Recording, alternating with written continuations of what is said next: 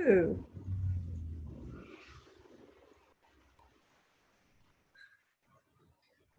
Hang on.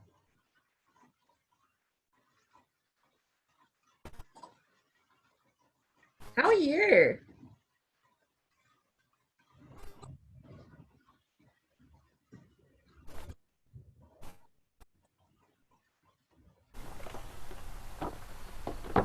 Yeah.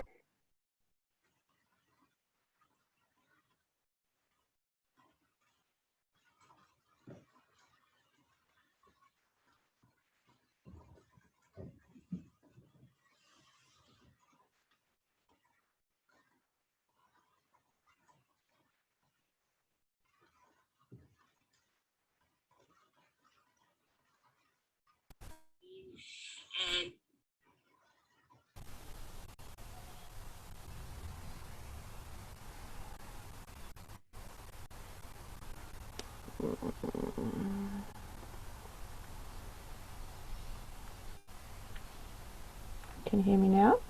I can hear you. Can you hear me? Yeah, there's a lag. Have you been having problems with everybody? To different extents, to varying extents. Where we're having the most problem is shifting the live stream from Zoom into Facebook. We just can't do it. Oh, I haven't even attempted to do that yet. So I don't. Can you do that from your as a panelist? I don't know. You can, but if you can, that'd be cool. I don't know. I've never attempted it before. Look down on the bottom of your Zoom for me and see if you've got three buttons on the right that say more.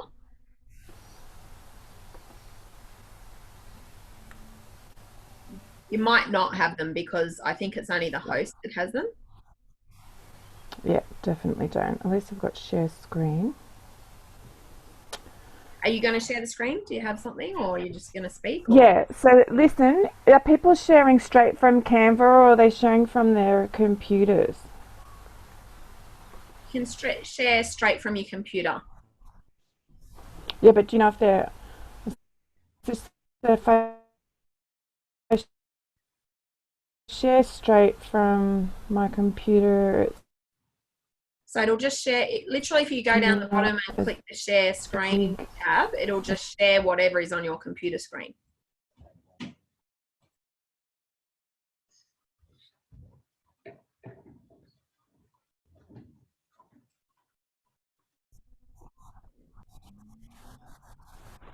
What's it doing? Can you see? So you've started sharing your Is screen. it sharing yet? Not quite Can you yet, but see it? I can see that you've pressed the button, but I can't see what's on your screen just yet. Can you But I see it can't yet? see your picture anymore either. So Oh, for crying out loud! Just having a think. God damn, I think I need a new computer. Well, just not think. I know I do. It's just too so you know, choppy. we've already got about 5 people on listening to everything you're saying. Hello, everybody. I'm on my tech.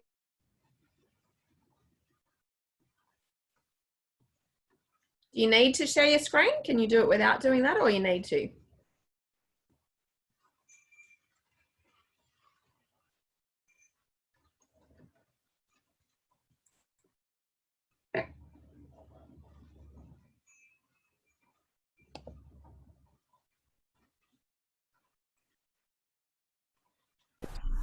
Oh,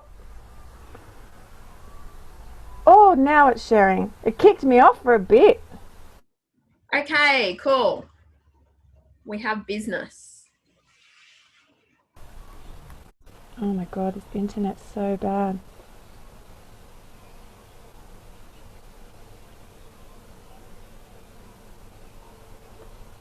I'm looking at that. Is that cafe where you and I caught up on that day, or is that a different cafe? Is it? Was that at Pegs?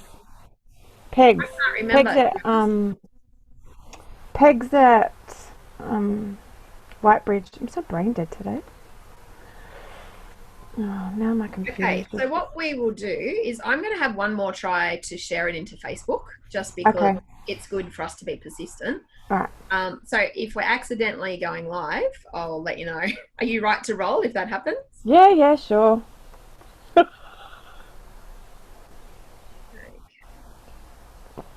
Oh, that's hot.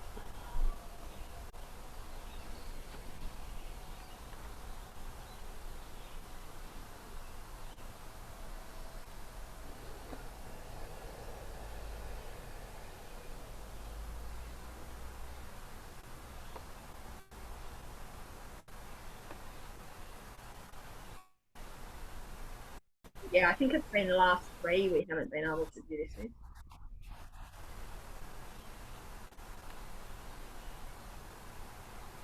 Oh, it might let us.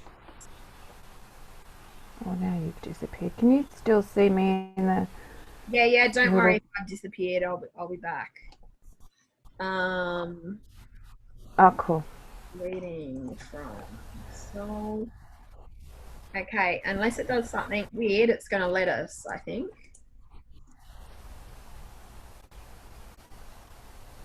I'm hoping my child behaves. That's all right. You can or whatever. Okay, I'm trying to send us live into Facebook at the moment. I'm just going to let AJ know that we think it worked. Yay! Okay, hi everyone. I am pretty sure we are live. Can you see me all right, Beck? No, you've just disappeared. I'll try and get myself back. Just a sec. Okay, can you see us now? No, Is that a yeah or a no? no, I can't. Wait a minute. Hide video panel. No, I don't want to do that. So what I can see on my screen is your picture and my picture just up to the side, and then I Yeah, can no, see your it's screen. that's disappeared for me, but no biggie. Oh, there you go. You're back. I've done it. I fixed it. Okay. All right, we're going to get into it while we can. We're not sure how this happened, but we are live streaming again into Facebook, which is very exciting, as well as into Zoom. So, Beck, just to share with you how the process goes, Okay. I'll do a bit of an intro of you up front, Mhm. and then as people are listening, they can either drop a comment into the chat or to the Q&A section in Zoom, or they can also drop any sort of comments that they want to into the Facebook group inside the Superhuman Summit. So there's a few different ways that people can get involved with what's happening, which is super exciting. So let me introduce to you Rebecca Gibson. She is doing a presentation called Leading from Soul. And based on what Rebecca sent through to us, some of the things that she's going to be sharing about are the difference between ego and soul, and knowing how you're coming from one or the other, or potentially both in some situations. She'll also be sharing on intuition and leadership and the role that intuition plays for leaders to be able to make great decisions. So I'm sure as we go through, Beck will share something about herself and her background and her business as well, which will be fantastic. And be very open-minded and go along for the ride, and I think you will learn an awful lot. So thanks so much, Beck, for coming on, and it's all over to you.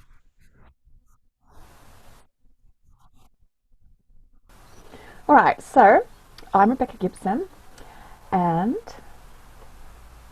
here's this big narcissistic page. Look, about me. It's all about me. So, my background is diverse. I have come from 25 years working as a registered nurse specialised in psychiatry, specialised in forensics. The majority of my career has been in maximum security male prisons, and I specialised in sex offenders, and a lot of my patients were serial killers, murderers, rapists, pedophiles, that kind of thing. I learned a lot about the difference between ego and soul during that 10 years that I was working in the prison system, and then the rest of that time has been in adult emergency psychiatry. I did start out working at the morgue as a psychic medium. Especially, I had hidden my psychic medium abilities basically my entire life, from being told as a child to be quiet. There was something wrong with me. Growing up in the Catholic system, this was frowned upon, and so I thought that there was something wrong with me, and I hid it, and my abilities actually pushed me out of a law degree into nursing, into corrections, and working with the people that I did. So I've always been extremely soul-led throughout my entire life. I just didn't tell anybody because it wasn't something that was widely talked about, and it was considered woo-woo or madness. And then because I'd thrown myself into the realm of psychiatry, I really had that belief system reiterated to me over and over again that it was magical thinking or hallucinations or psychosis. There was something wrong with people that talked about the things that I was experiencing. So I kept my mouth quiet, and I kind of just got on with it until my soul pushed me to start this business as a professional psychic medium. So when I started working at the morgue, the bodies would speak to me, and I got caught on numerous occasions by colleagues talking back and that. And I'd like be caught, I'm like, I was just apologizing because I hit their arm. They're like, they're dead, Rebecca. And I'm like, I know. I'm just, it's a respect thing. I was respecting. I love it. That's great. I did have some interesting.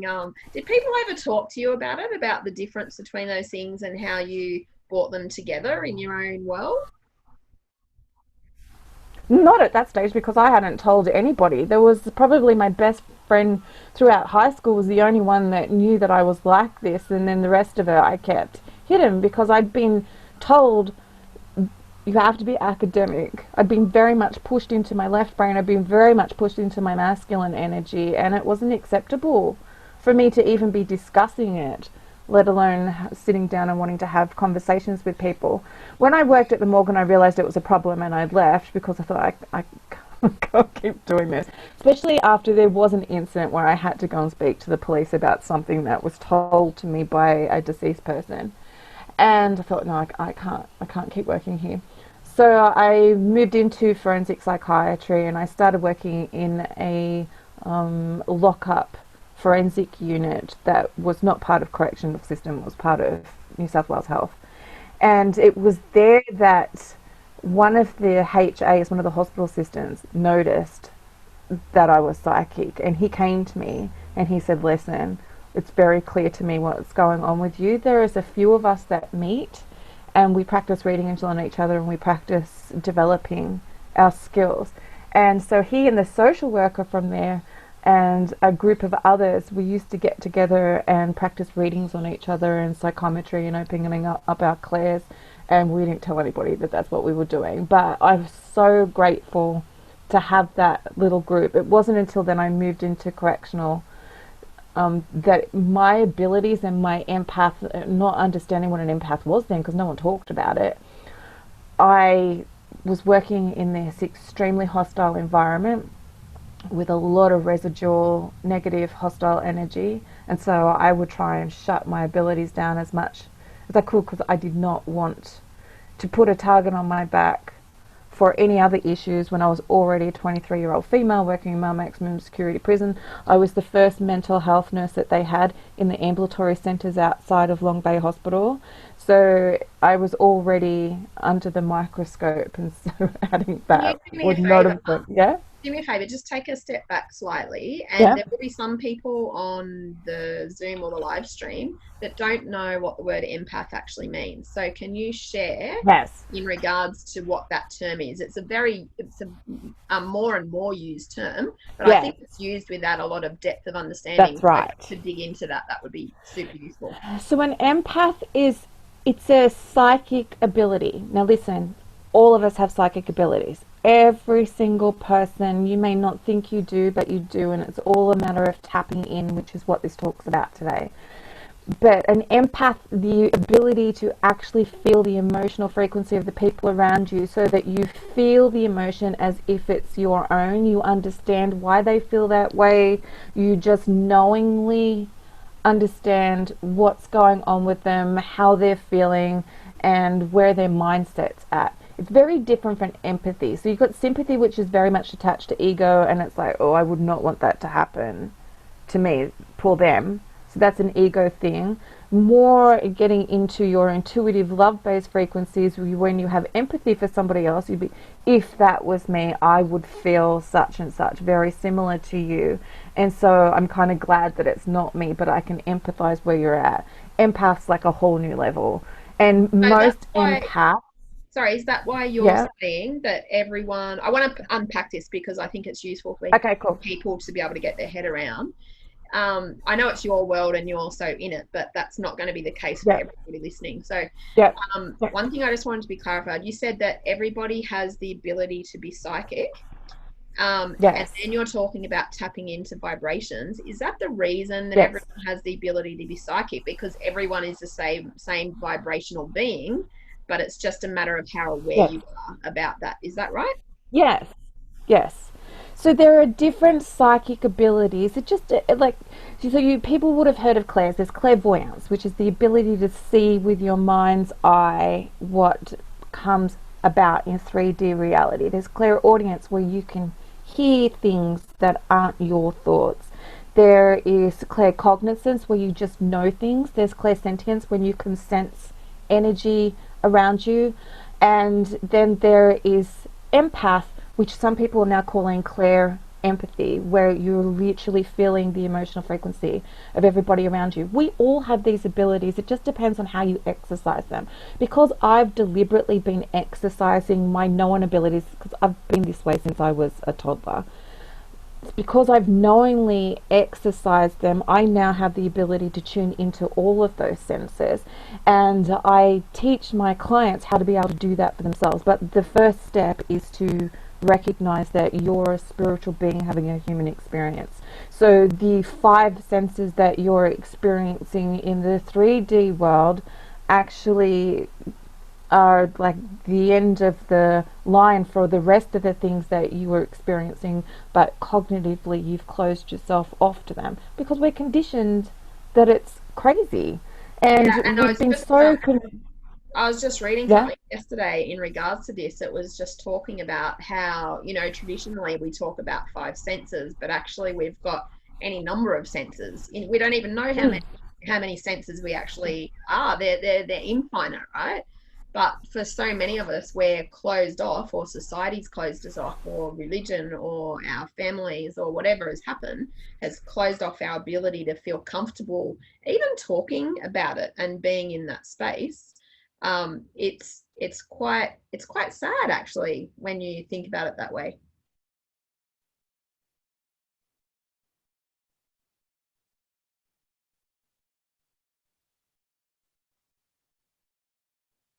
come from. Oh, are you still there? Yep, I'm here. Keep going. Keep going. Okay, so especially people like me who have like thrown themselves into academia, which is very patriarchal, the health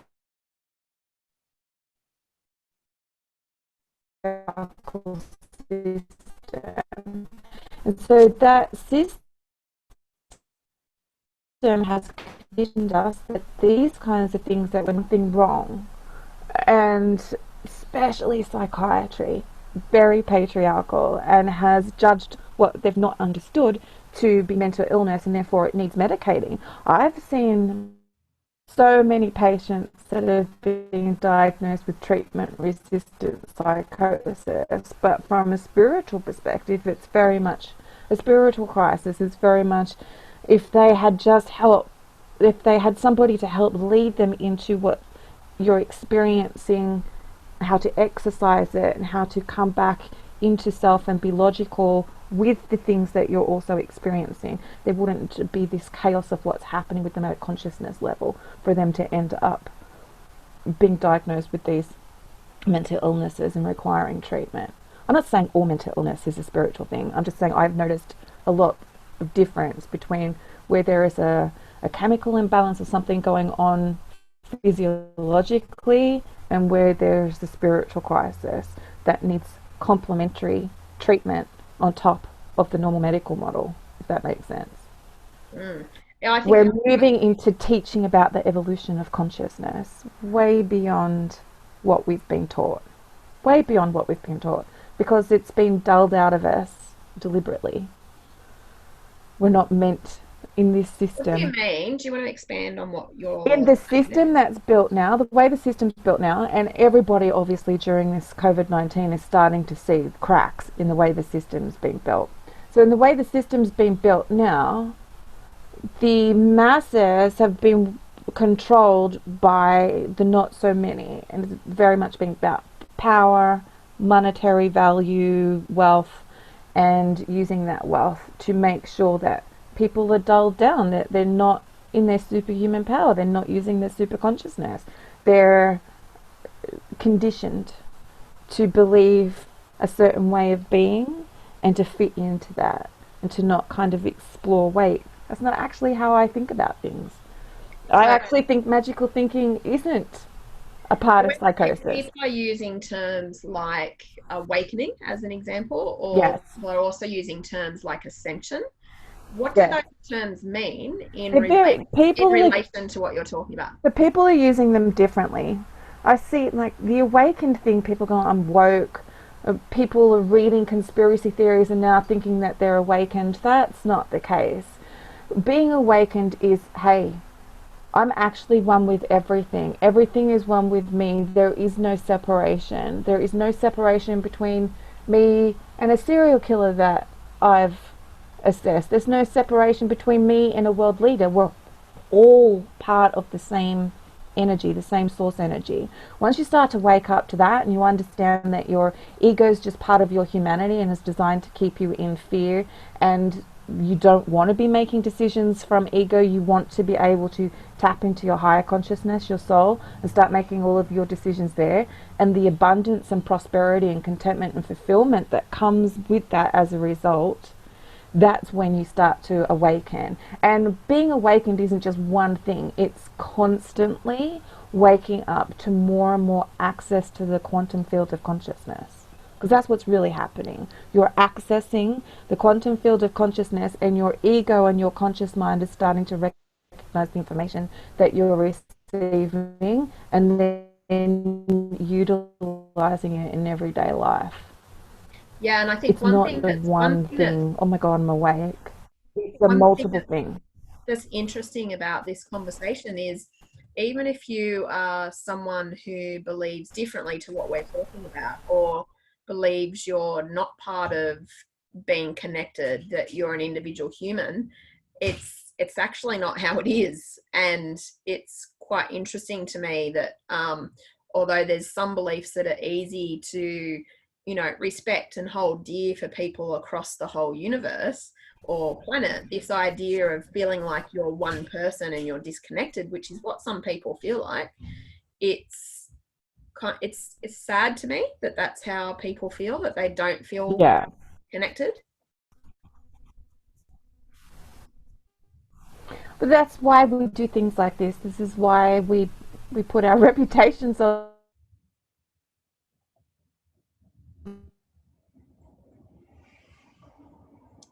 Ah, okay, are you still there, Beck, or have we just bumped you off? I think Beck's gone off somehow. I'm sure she will come back. She'll figure it out. And just hang in there, everyone, and I'm sure she'll be back.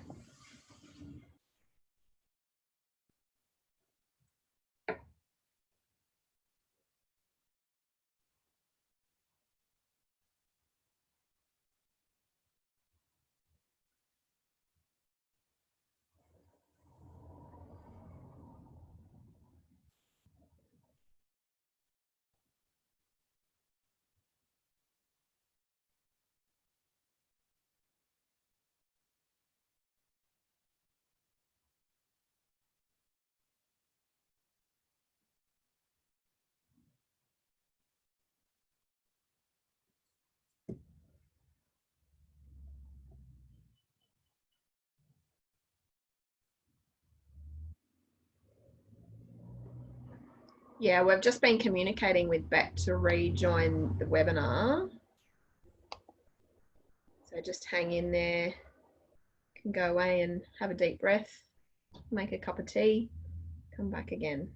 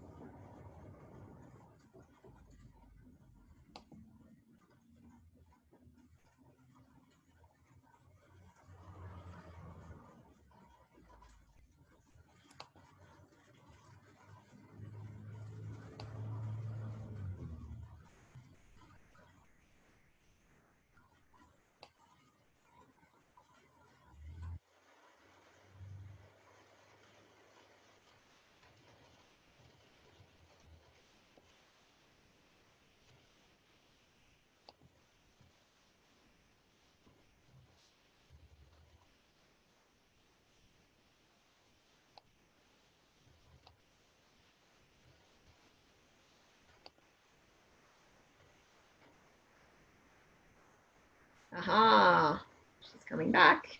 Yippee, yippee, yay, yay, yay. Sorry. That's all right. You dropped out, but you're back again. So I don't know if you remember the train of thought you were on, but if you want to just jump right back in there, that'd be great. Where was I? I just remember what I just said, which was that I said how sad it was that I felt like there were some people that didn't feel like they were a broader part of the interconnectedness. But that's why we're doing this, because I wasn't part of the interconnectedness either. Even though I was speaking to deceased loved ones and very much talking to the fourth dimension world, it's not until you start waking up and expanding more that I'm like, oh, there's fifth dimension, sixth dimension, seventh dimension. Consciousness is super expansive, and I am God playing itself out as Rebecca, if that makes sense. It took me a while to get comfortable with using the word God, because I've been so brainwashed by Catholicism and this separateness of what God was taught to us, that it's a separate thing from us rather than source energy, the beginning of everything, all that is. So now I just use the word God, but whatever religion, whatever word you want to put to it, it's source energy. It is the life force that runs through all of us. So when I say God, that's what I mean. And I think it's the thing that is in common across all belief systems. Yes. All energies, all religions, even. Although people language it differently and identify with the physical self-actualization of it differently, the place from where it comes is all one. Yes. The more and more I research and I look at the way people explain things, we're all basically explaining the same thing, just in a different language, different metaphors, different analogies, different ways of expressing the same thing, teaching people where they're at, what language they speak. And actually, I've got a list of useful resources, but the most impressive person that I've come across for me explaining things is Dr. Teresa Bullard, who's a quantum physicist, and she explains spirituality in terms of science, and she articulates things so gracefully. She's so tuned into her message that she articulates hard to comprehend things in such an easy way that when I go and try and explain it again to someone, it comes out like gobbledygook. And I'm like, just spell her last name. Is it Boulard? Bullard. Bullard. I'm just popping it in the chat box for people. Definitely not as articulate as she is. My brain knows where I want to go, and then the words are just like. So I try to stick with what I know. And then, can I ask you a question? If people are, because people are, like, it is a fact that people are in various stages, processes, transitions in and around this awakening or ascension process. If people are starting to feel things they don't understand, have experiences they don't recognize, feel like they're going crazy, what are some of the things that you could point them to reassure them that actually they're just on exactly the right track? All right, I'll share my screen again. Hopefully it comes up. Can you see that? Yep. Yep, all good. Okay, enough about B. Blah, blah, blah. It's psychiatry, jazz, been a professional psychic meeting for the last 4 years in spiritual coaching.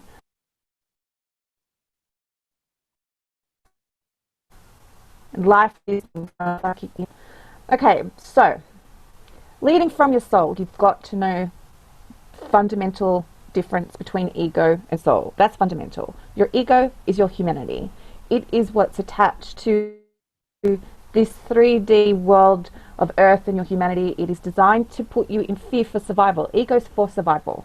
And it's what produces false emotion that's all based with fear. Anything that's in the fear frequencies, it's not real emotion. It's an illusion. It's an egoic emotion. And you can quite easily, once you practice and have the tools and have support, pivot yourself out of fear into love-based frequencies, which is love. For me, pure divine love is God. It is the consciousness in which what's happening. Wake up, the more they remember, more self-aware, they love themselves more, rather than ego will say, oh, you can't love yourself. So ego will want to either make you love yourself to the extent where you're super narcissistic and you're not actually loving yourself, you're loving ego, or ego will want to put you into false humility where I don't love myself, I'm not enough, let me rescue you, let me save you, do all those sort of things. When you truly love yourself, you're completely self-aware of your shadow, your fear, your love, the things that you've done, like being self-responsible and accountable for your energy and how you're showing up in the world. And so let me just clarify that. So if you imagine, because there is such thing as a vibration scale that lists all the emotions, if you imagine that scale, the emotions that you get as a result of ego are lower down the vibration scale, i.e. fear, guilt, etc., than what the emotions are that you get higher up the scale from soul, which are all about love, peace, etc.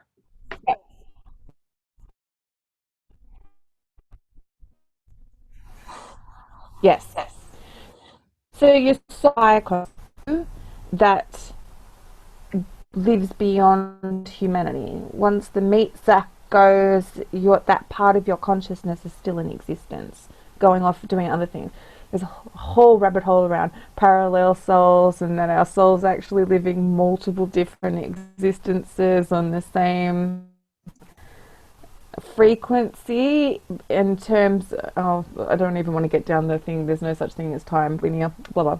Anyway, we'll stick. So you have ego and soul, and soul's the intuition part. Soul is your access to the quantum field of consciousness. Soul is that knows 10 steps ahead, rather than ego voice, the calling that keeps screaming at you until you listen. Soul is why I've now come out publicly as a professional psychic medium while still working in the field of psychiatry, when ego kept me in fear. Don't tell anybody, do not come out of the spiritual closet, keep this to yourself, just keep working at the hospital, you don't have to wake people up, it's not your job to start putting yourself out there. And my soul's like, just yes it is. And so a lot of the times in the beginning, your soul will tell you to do things that make absolutely no sense, and then that's where trust and faith come in, and surrendering to, I need to trust that my higher consciousness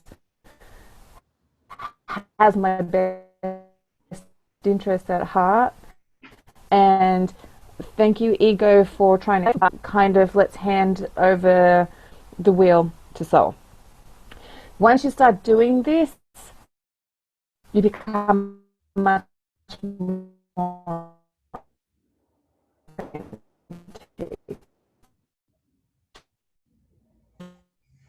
Beck, we'll just keep you are, and your ego, and moving over into soul. And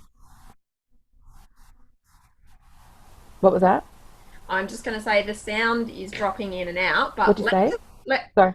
The sound is dropping in and out, but let's just go ahead as though everything's exactly normal. Just keep speaking. your soul, access to your soul through your heart. And access to the quantum field of consciousness is through your heart, and everything that comes through into your heart space. So we have these massive big electromagnetic fields around our heart. Most people will, their electromagnetic field measures about 3 meters circumference. That's your electric body, and that's where you're receiving information and you're communicating with everybody around you before your human body and your 5 senses kick in. And so the more you lead from your heart, the more you're leading from your soul, the less likely ego is to get involved, and you can create absolute magic for yourself and everybody around you if you lead a very soulful, heart-led life. And it makes you a holistically healthier person, because exercising your spiritual health is just as important as exercising your physical health and looking after your mental health, your mind, body and soul. And so you need to be exercising all parts. That's what I call it, exercise and spiritual hygiene, where you're grounding your energy, you're removing other people's energy from out of your aura, energetic body. Can you give a really specific yeah, example of that? Because particularly, again, people who are just learning this stuff are often too open to everyone's energy around them, and they don't know how yes, to manage their own yes, energy and close it off and cleanse. Can you give a specific yes. example of how to manage your energy so that people don't suck it from you, and that you can use certain ways about doing that? Okay, so here's the very important bit. People do not suck energy from you. You are giving people your energy. And so the spiritual hygiene is knowing how to pull your energy back. So as I said, you have this big electromagnetic heart field, and you start communicating to each other before your senses kick in. So say you're standing somewhere, someone walks into the room. You haven't seen them, heard them, smelt them, taste them, but you know somebody's walked in because their electromagnetic field is bumped into yours, and so energetically you start communicating with each other, and the energy will kind of, like, they call it cords. It's kind of like all these tentacles of energy, like hooking in. So you hook in and you test each other out, communicate to each other. It's kind of like Beck? Beck? If you can hear me, people are suggesting that you turn your video off but leave your audio on. But that means you can't share your screen either, I think. Or just try it out. Just fiddle around on your end so the sound comes back, because we have no sound.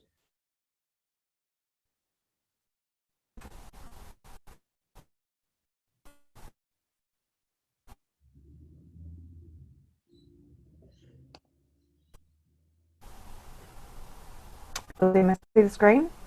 Okay, try that. Yep, leave it that way and see if we can go with that. Screen. Okay, all right. So you're communicating with each other through energy cords. The more you do this, the more drained you'll be. What happens, especially for empaths, is empaths are not being drained by all these psychic vampires running around. Empaths are deliberately putting cords into everybody around them and recalibrating their emotional frequency, because empaths have the ability to feel all of the emotions, and this is why the traditional empath, as what's being taught to us now, what a traditional narcissist taught to us now, and it's not to empaths. It's empaths are here to recalibrate those people into being able to feel love-based frequencies. So the more, even talking to people, you'll connect cords. You'll connect cords to family members. You'll connect cords to colleagues. You connect cords to people that you're interacting with on social media. Morning and night is very important. You would come home, take your clothes off, wash them, and have a shower to feel clean. Your spiritual energy is exactly the same. You need to remove cords and retract your cords. So for me, what I do to start with, get onto YouTube. There are a gazillion cord cutting meditations, guided meditations to teach people how to cut cords. But you also need to retract cords, and a lot of people don't talk about that. And retracting cords is you need to pull your cords back in. Because a lot of people will cut cords and still feel drained around other people, not realizing that the reason why they're drained is because their cords are still attached into that person and they're still exchanging coding and information with each other constantly. And that's draining on the system if you're not going to plug yourself in to the universal energy and clean yourself off. So you kind of think of yourself as a computer. You need to pull all the cords out to recharge. You've got to plug yourself into the main source of power, and then you have to close everything down in order to save energy and be re-energized, if that makes sense. So what you need to do is consciously cut cords. Like, I just imagine that I have this big wave of white light and I'm just cutting all the cords attached to me, and then by retracting my cords, I imagine that, you know, vacuum cleaner has a button and you press the button, it sucks the electrical cord back into the vacuum. I imagine that I've got one of those buttons on my head, and so I press the button on my head and I imagine all my cords getting sucked back into me. Then I ground my energy, and grounding your energy is pulling in all of that excess energy that's kind of flying around, pulling it back into self, back into your energetic body. And you can do this by bare feet on grass and using the earth's natural frequencies to help align you back in. You can walk on sand, on the earth.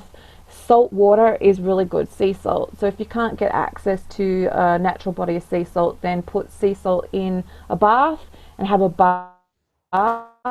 It's a really great way to ground your energy. Or if you don't have a bath, just get a bucket or something and just put your feet in, do some deep breathing exercises, and consciously, with intention, pull all of your energy back into self.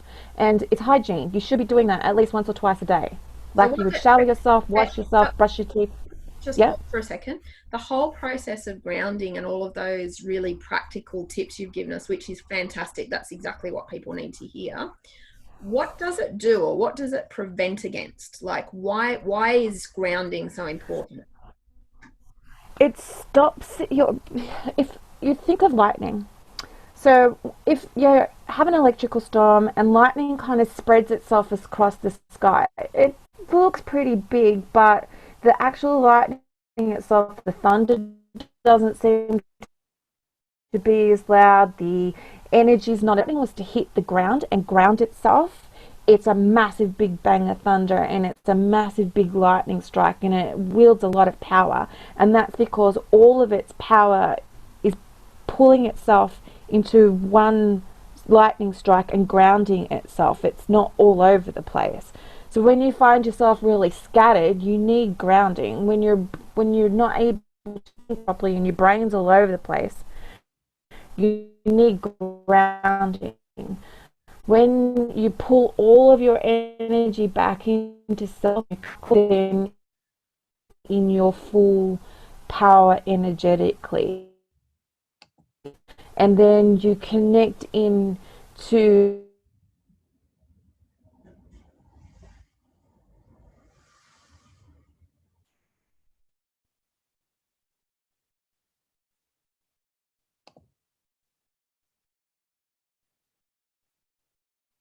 and you can't be around people, and you get social anxiety, and certain people really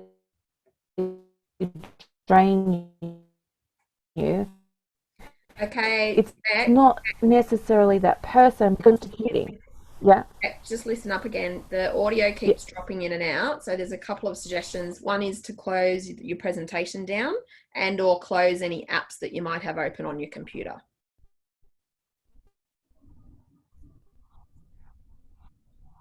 so that we're just left with the audio. All right, I'll try and close my presentation down. All right, how's that?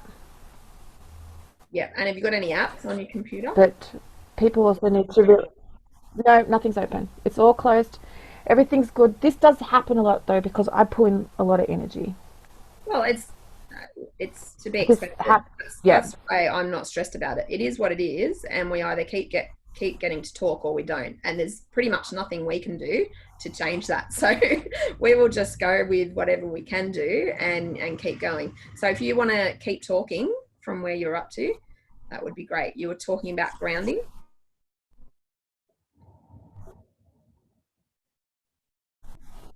Ground. That's why you cut.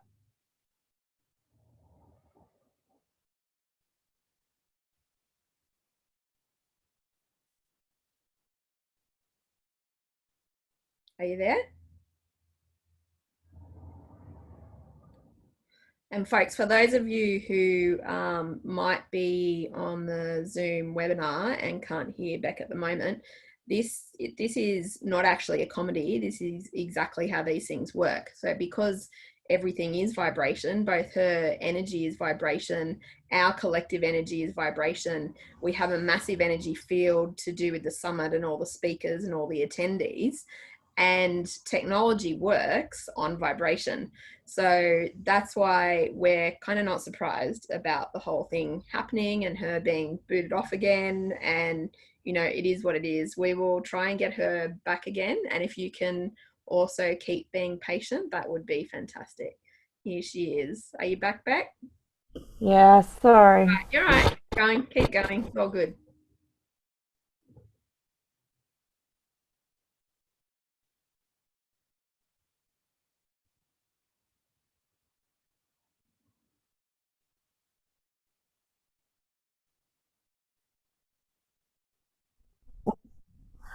All right, so grounding your energy in the back of your brain.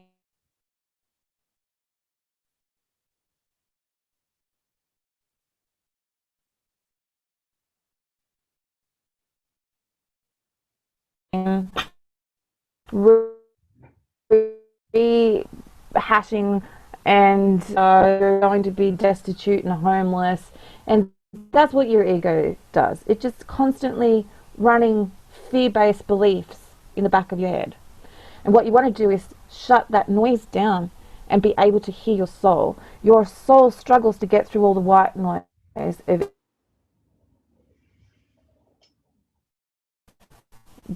being mindful and starting to shut your ego down and your guidance and trust what's coming through for you. So that's a really big thing, is to be able to trust what you're getting.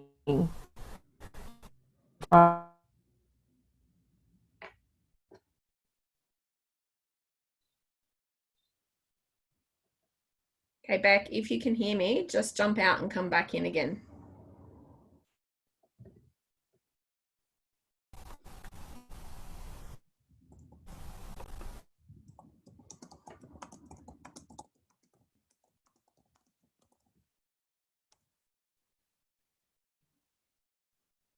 Can you hear me, Beck? Yeah, we're all saying her vibe is so high. It's not her, it's all of us collectively together. One person doesn't do this. All right, what we might do until Beck. Oh, are you back again, Beck? Hello. Okay, try again. Go again. Okay, so you wanted the first way to start to understand the difference between ego and soul is to have a look at your why and your purpose. Your why is why you do things for your earthly human existence. So for me, I started a business working from home because I wanted to be more present parent. I wanted to remove most of the risk that was in my life because of how dangerous my job is. And I wanted to earn more money, which was not going to happen working for the government. So they're my whys. My purpose is soul attached, it's not ego attached. My purpose is to help people wake up to the reality of who they are, wake up to their intuition, start using their psychic abilities to live their life and find a life of contentment and fulfillment from being authentic. That's my purpose. So the two are very different, but a lot of people get why and purpose confused. They think it's the same thing, and it's not. Why is egoic and purpose is soul. And so I teach a lot of people, especially in business, you've set your business up intuitively from this point, but now you're starting to feel the call to show up more, be more, present more, create more. And that's coming from your soul, because a lot of times your soul will tell you things that go against the traditional ways of doing business, go against the traditional ways of marketing or business growth. And people are like, I can't understand why intuitively I'm feeling I need to do this, or I'm doing everything that all the experts say to do in business and nothing's working, because things are changing, things are shifting. Obviously they're shifting. We're at the forefront of pioneering different ways of being in life and business, because so many of us now are using our soul to make our decisions. Okay. Just to let you know, Beck, can you go for 5 more minutes, and then we've got people's questions lined up for you after that? Yes, we can. I'm just going to look at my slides. So for those of you who are watching, please take this opportunity, if you haven't already, to drop a question into the Q&A box, and we'll make sure that Beck gets to answer those in some way, shape or form before she wraps up. It's just been a pain in the bum. I'm so sorry. Important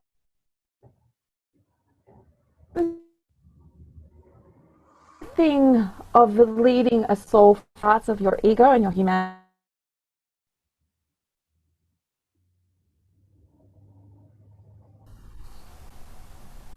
Now it's just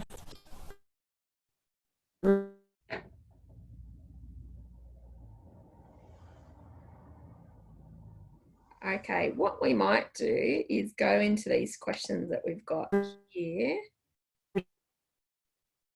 Are you able to hear us, Beck? That's the mystery. We don't know if she can hear us. All right, I'm back. All right, cool. Can you hear us?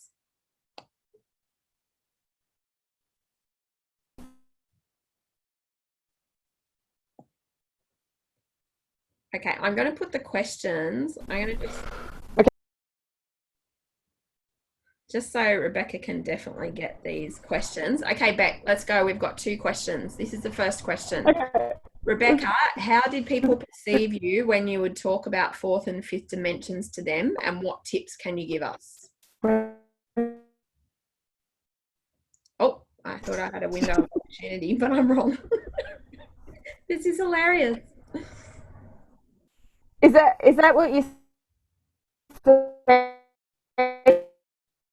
Maybe you can answer down in the... Yeah, turn your camera off again. People are saying turn your camera off again. So just come back with the audio. Turn your camera off. Turn camera off. Yep, we're checking.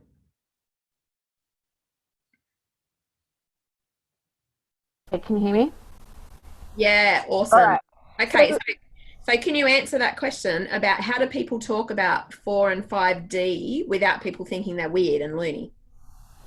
Okay, so this is where it's really good to start looking at... my Siri is turning itself on now. Sorry, my phone is just acting weird. 4th dimension, 3-dimension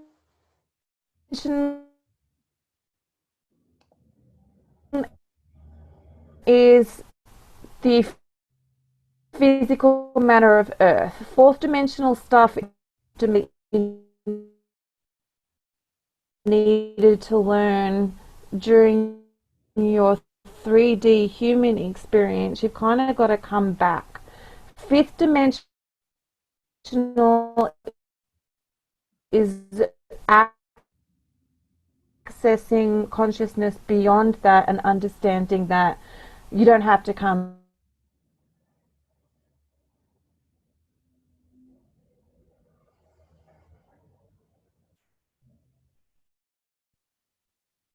Okay, what we might do, so the questions are from Nosh and from Jennifer. So if you don't mind, I'm going to ask you to do the questions in a different way, because it is important to us that you get an answer from Rebecca for those questions.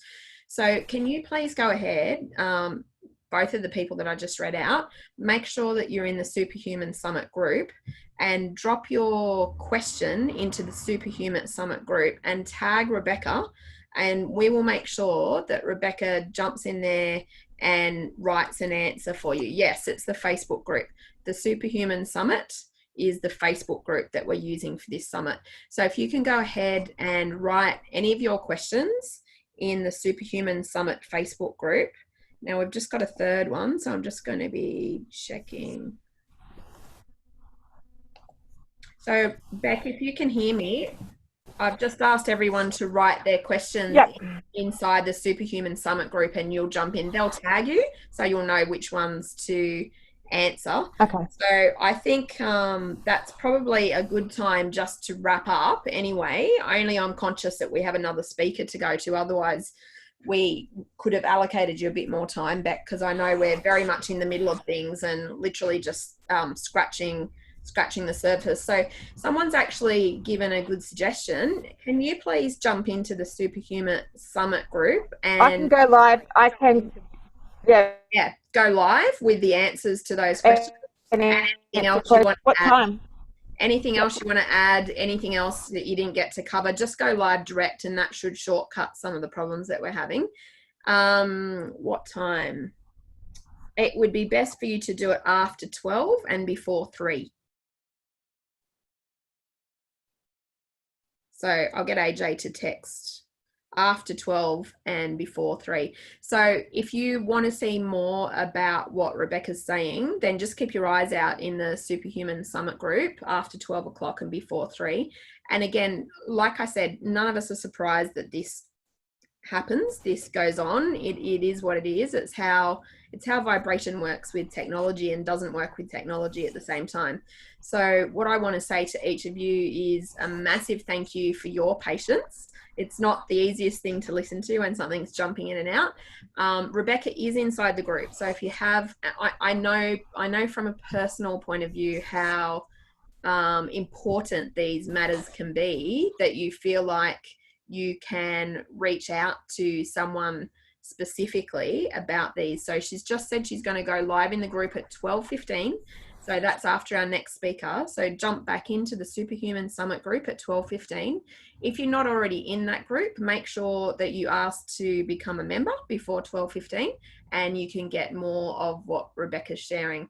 And aside from that, a massive thanks, Beck, because I think your topic is such a critical one for people to be able to feel a bit more comfortable about themselves and what's going on and what's happening in their world. So I want to just reach out and say a massive thank you from all of us. So for those people who are still on the Zoom, the next speaker that we have is 11 o'clock in just a few minutes. And this is Dr. Jerry Rosanov, and he's going to be talking about bringing calmness during the crazy corona craziness. Now, are you on, Beck, enough to be able to do some wrap up or say goodbye or something? Can you hear me? Yeah, go. I'll just share my slides in the group, in the comments, underneath the live that I do. So I'll answer questions on the live at 12:15 Australian Eastern Standard Time, and then I'll share my slides into the comment section.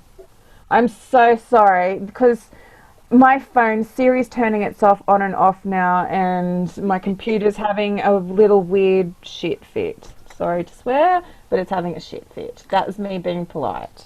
That's all good. We can be very flexible. Thanks again. We appreciate your patience as well, and we'll see you inside the group at 12:15. Okay, see you later. Okay, bye. see you. Bye.